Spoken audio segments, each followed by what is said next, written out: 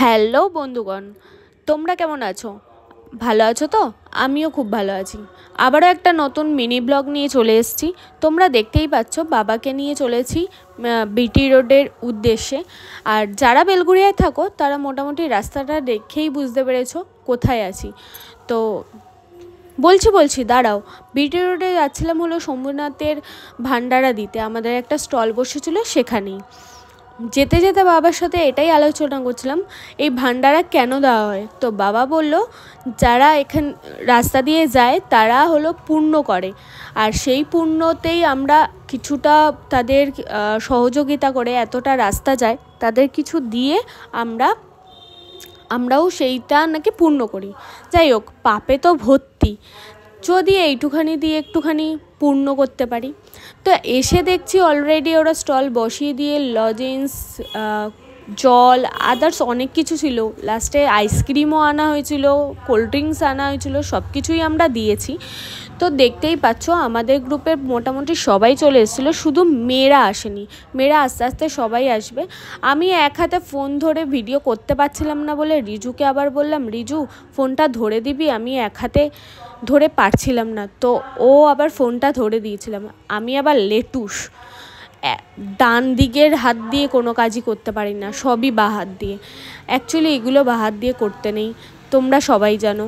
তো আবার রিজু আমাকে ইশারায় বলল, তারপর আমি ডান হাত দিয়ে দেওয়া শুরু করলাম। কি বলবো, পূর্ণ করতে গিয়ে আবারও একটা পাপ করে বসছিলাম।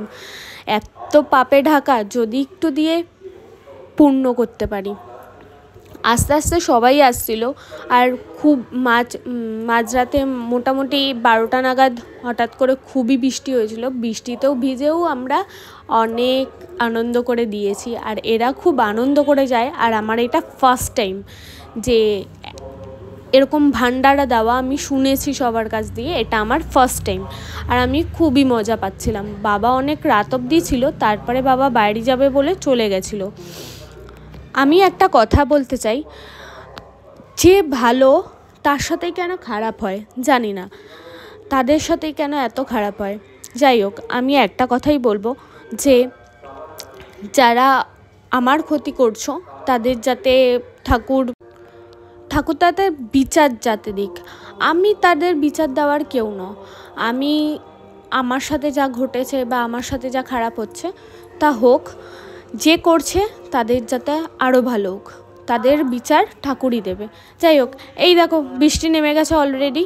আমি তার মধ্যেই ব্লগ করা শুরু করে দিয়েছে।